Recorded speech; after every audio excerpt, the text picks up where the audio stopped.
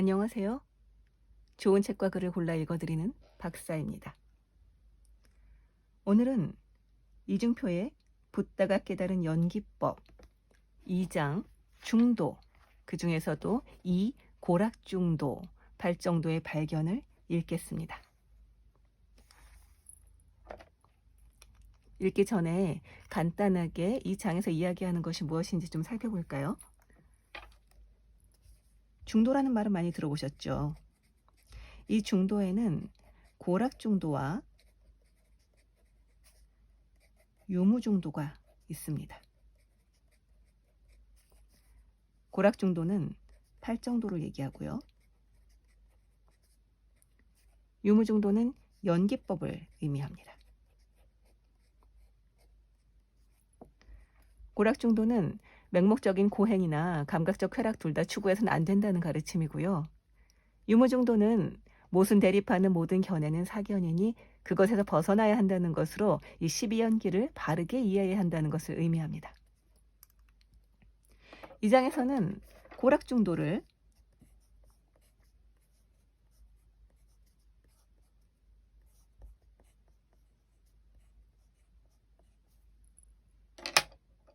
설명하고 있습니다. 12연기는 다들 아시다시피 무명,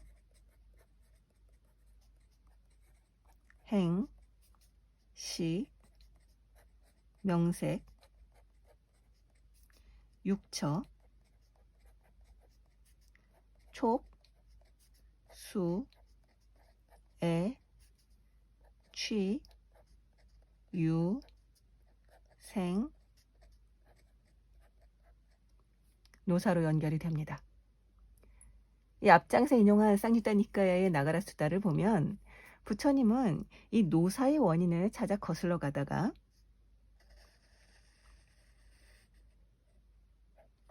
식과 명색에서 일단 중단합니다. 이 식과 명색이 서로의 조건이 되고 있다는 것을 알아차리신 거죠. 이 결과 식이 증장하면 오온이, 즉 괴로움의 덩어리가 모인다는 것을 발견하게 됩니다. 즉 집성제를 깨달으신 것입니다. 그것을 밝은 지혜가 생긴 것이라고 말씀을 하십니다.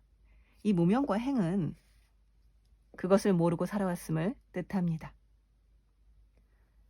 붓다는 이후 환멸문으로서의 팔정도를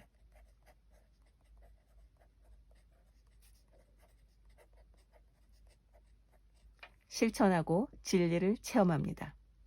진리의 인식은 이 팔정도의 길을 발견하신 것이고요. 진리의 성취는 그 길 위에서 사는 것이라고 하는데요. 이 책에서는 어떻게 말하고 있는지 한번 들어보시죠.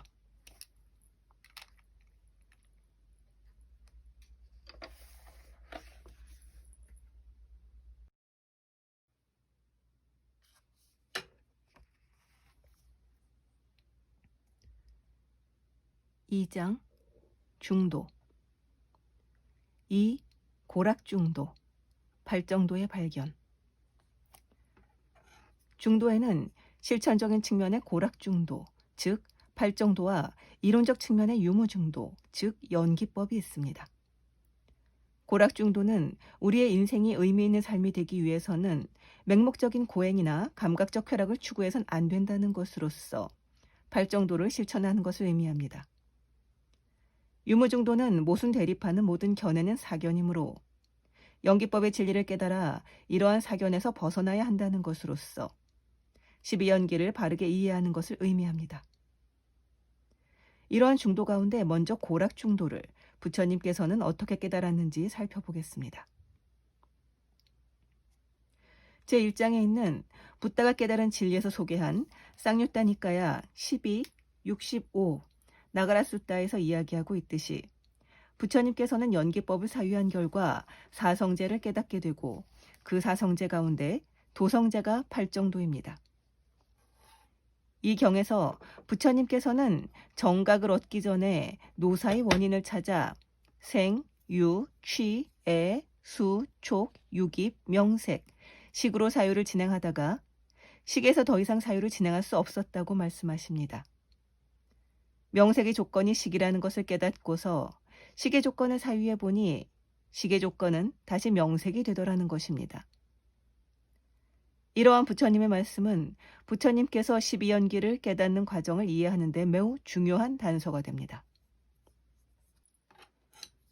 윤회는 식과 명색이 서로 조건이 되어 연기하고 있는 상태입니다. 우리는 일반적으로 부처님께서 정각을 이루기 위해 행하신 12연기의 역관이 노사에서 무명까지 아무 거침이 없이 이루어진 것으로 알고 있습니다.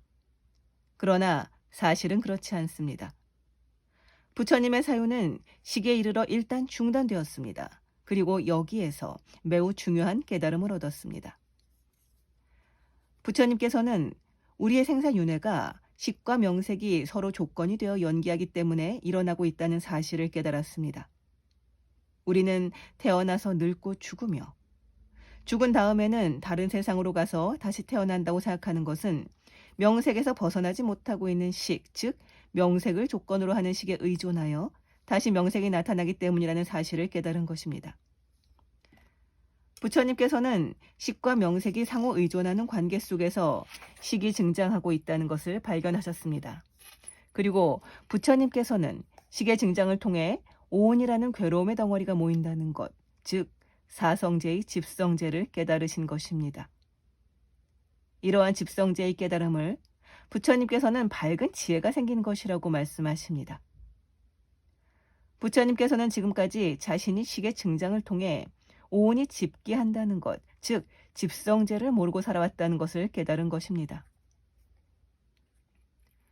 이러한 깨달음을 토대로 부처님께서는 12연기의 환멸문을 역관으로 사유하게 됩니다. 그 결과 식이 멸하면 명색이 멸하고 명색이 멸하면 식이 멸한다는 사실을 깨닫게 됩니다. 환멸문의 역관도 역시 식에서 끝이 납니다. 그렇다면 12연기의 앞부분인 무명과 행은 왜 부처님의 사유 속에 나타나지 않는 것일까요? 깨닫기 전에는 부처님께서 식과 명색이 서로 의존하는 가운데 식이 증장하여 오온이 집기한다는 사실을 모르고 있었습니다. 그리고 이러한 사실을 모르기 때문에 계속해서 식을 증장시켜 명색이 나타나는 삶을 살았습니다. 부처님께서는 자신이 지금까지 식과 명색이 상호 의존하여 있다는 것을 모르는 무지한 상태에서 살아온 것을 깨달았던 것입니다. 다시 말해서 부처님께서는 집성제를 깨닫는 순간 지금까지 진실을 모르는 무명 속에서 살아왔음을 자각하신 것입니다. 지금까지 집성제를 알지 못한 무명 때문에 식을 증장하는 행을 지어왔다는 것을 깨달은 것입니다. 그래서 부처님께서는 집성제를 알고서 무명을 멸하여 그러한 행을 그치고 환멸문을 수행할 수 있었던 것입니다. 따라서 경에 구체적으로 무명과 행이 언급되지 않고 있지만 집성제의 깨달음은 무명과 행을 내포하고 있습니다. 그렇다면 부처님께서 수행하신 환멸문은 어떤 것이었을까요? 그것은 이 경에서도 밝히고 있듯이 팔정도입니다. 따라서 환멸문의 사유는 단순한 논리적인 사유가 아니라 팔정도라는 구체적인 실천을 통한 통찰이라는 것을 알 수 있습니다. 즉, 환멸문의 순관 과정은 팔정도의 실천이었으며 순관을 통해 생사의 근본이 멸하는 것을 확인하고서 팔정도가 생사를 멸하고 열반에 이르는 바른 길이라는 것을 확신하게 된 것입니다. 고락중도, 즉 실천적 중도인 팔정도는 이렇게 환멸문의 순관을 통해 발견되었습니다. 그러나 이것은 진리의 인식일 뿐 진리의 성취라고 할 수는 없습니다. 팔정도의 발견을 통해 열반에 이르는 길이 발견되었다 할지라도 열반을 성취하지 않는다면 목적지에 이르는 길을 알고도 가지 않는 것과 다름이 없기 때문입니다.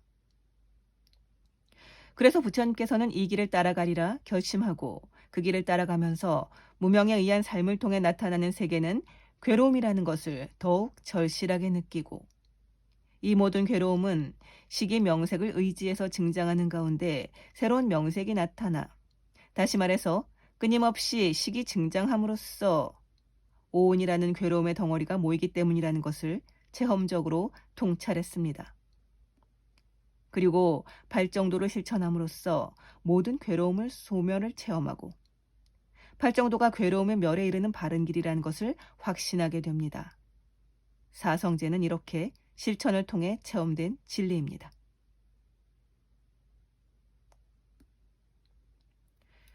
진리의 성취는 진리의 인식과 어떻게 다를까요? 진리의 인식이 처음 진리를 체험한 것이라면 진리의 성취는 자연스럽게 항상 진리에 따라 사는 것을 의미합니다. 발정도라는 길을 발견한 것이 고락중도라는 진리의 인식이고 발정도라는 인생의 바른 길을 벗어나지 않는 것이 진리의 성취입니다. 다시 말해서 우리의 삶이 항상 팔정도라는 인생의 바른 길에서 벗어나지 않는 것이 진리의 성취가 되는 것입니다. 그리고 이러한 진리의 성취를 열반이라고 부릅니다. 실천적 중도인 고락중도가 인식되는 과정은 이렇게 팔정도를 발견하는 과정이라는 것이 밝혀졌습니다. 그러나 아직 이론적 중도인 유무중도가 어떻게 해서 발견되었는지는 구체적으로 드러나지 않았습니다.